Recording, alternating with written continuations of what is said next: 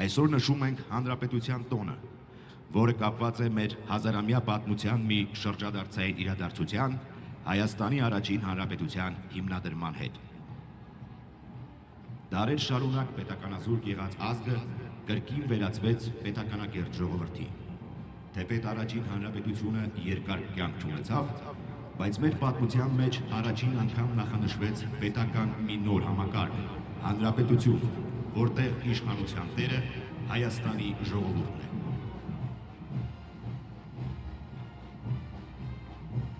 «1918 թվականի մայիսի 28-ը մեզ տվեց հնարավորություն մի պահ վերհիշելու, ինչ է պետական կարգը, գիտակցելու, որ պետության հիմնադիրն ու իշխանության գրողը ժողովուրդն է, իր անվտանգությունը, բարեկեցությունն ու ազատությունը կերտելու անվերապահ իրավունքով։ Այսօր մայիսի 28-ը մեր տոնացույցում ամենապատվելի ու մեծանուն տոներից մեկն է հանրապետության օրը։ Մաքարումով ու պայքարով, վերելքով ու վայրեջքով, ձեռքբերումներով ու ձախողումներով ուղեկցված Հայաստանի նորագույն պետականության ուղին դյուրին չի եղել, բայց մեր ժողովրդի անհավանական նվիրումի, անսահման ազատասիրության, ջանադիր աշխատանքի, խոր իմաստության, հայրենասիրության ու անկոտրում կամքի շնորհիվ կրկին կանգուն է ավելի քան մեկ դար առաջ վերականգնված պետականությունը։ Կանգուն է Հայաստանի Հանրապետությունը իր միջազգայինորեն ճանաչված 29743 քառակուսի կիլոմետր տարածքով, իր ինքնիշխանությունը հավաստող պետական ու հասարակական կառույցներով, իր ժողովրդավարական ինստիտուտներով, երկրի անվտանգության կարևորագույն երաշխավորներից մեկով, Հայաստանի Հանրապետության բանակով։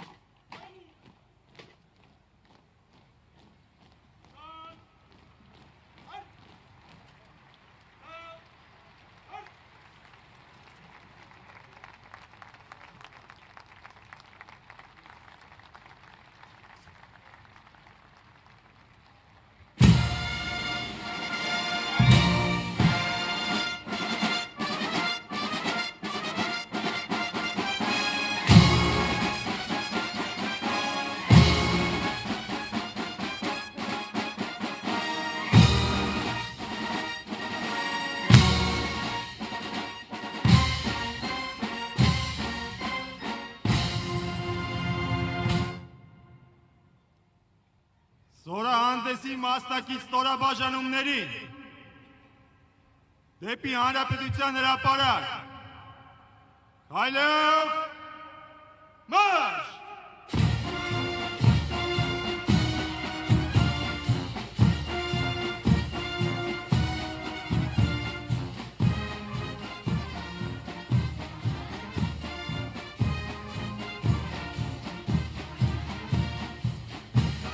Կազմավորման ու կայացման դժվարի ուղի անցած Հայաստանի Հանրապետության բանակը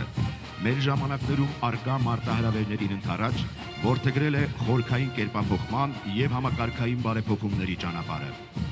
Այս գործընթացը ներառում է պրոֆեսիոնալ զինանձնակազմի ձևավորում, կառավարման արդյունավետության բարձրացում, մարդկային ներուժի զարգացում և զինծառայողների սոցիալական պաշտպանվածության ամրապնդում։ Իրականացված օրենսդրական փոփոխություններն ապահովել են շրջադարձային բարեփոխումներ զինված ուժերի գրեթե բոլոր ուղղություններում։ Բանակի կերպափոխման հայեցակարգում և կառավարության ծրագրում ամրագրված նպատակներին հասնելու համար իրագործվեցին զինվորական ծառայության գրավչությունը բարձրացնելուն և պայմանագրային ծառայության ընդլայնմանն ուղղված մի շարք քայլեր։ Մասնավորապես ներդրվել են պաշտպան հայրենյաց, վերադարձիր շարք ծրագրերը, իգական սեռի կամավոր հիմունքներով պարտադիր ժամկետային ծառայության հնարավորությունը, ատեստավորման համակարգը, իրականացվել են մի շարք առանցքային բարեփոխումներ ռազմական կրթության բնագավառում։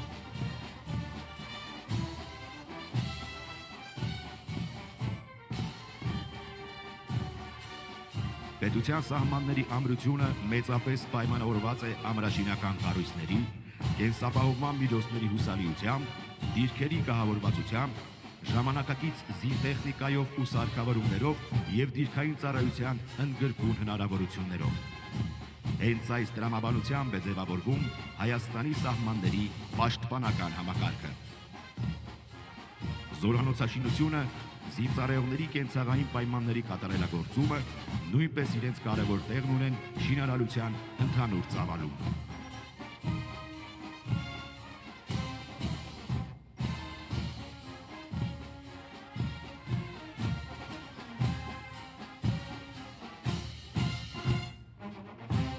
Սպառազինության ձեռքբերման շուկաների դիվերսիֆիկացումը և բանակը ժամանակակից զենքերով ու զինտեխնիկայով համալրելու գործընթացը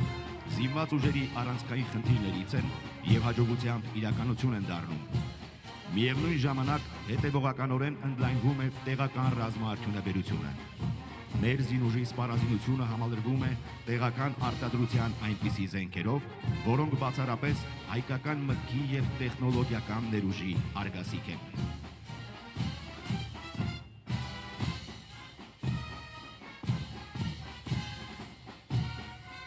Հայաստանի շուրջ անվտանգության միջավայրի կայունացմանը նպաստելը ռազմաքաղաքական համագործակցության կարևորագույն նպատակներից է։ Միջազգային կապերի շարունակական խորացումն ու գործընկեր պետությունների հետ համագործակցության ընդլայնումը բանակի պաշտպանունակությունը մեծացնելու և երկրում հաստատված խաղաղությունն ամրապնդելու նոր հեռանկարներ են բացում։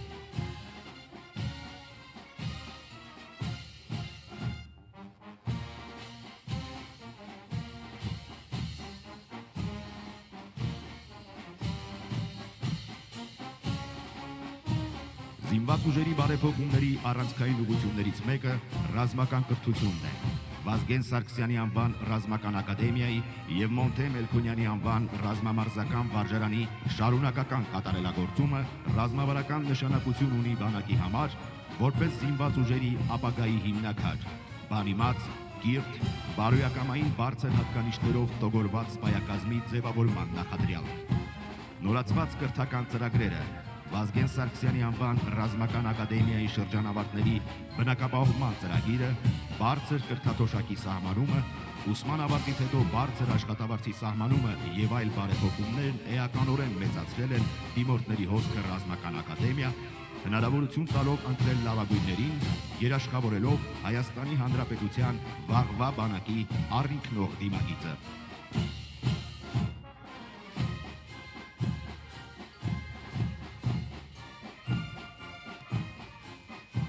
Զինված ուժերում կանանց ներգրավվածության աճը, այդ թվում կամավոր հիմունքներով պարտադիր ժամկետային ծառայության հնարավորությունը, կարևոր քայլ է պաշտպանության համակարգում նրանց դերի ընդլայնման ուղղությամբ։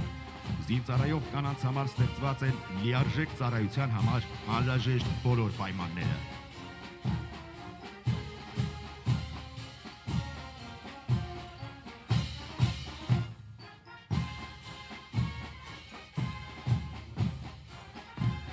Զինծառայողների մասնագիտական կարողությունների զարգացման և նրանց համապատասխան վարձատրության ապահովման կարևոր գործիք է ատեստավորման համակարգը, որը նպաստում է բարեկեցության մակարդակի բարձրացմանն ու սոցիալական ապահովության առավել հուսալի երաշխիքների ձևավորմանը։ Նոր դիմագիծ, նոր չափանիշներ, նոր որակ, նոր ռազմավարական տեսլական ու զարգացման ուղի։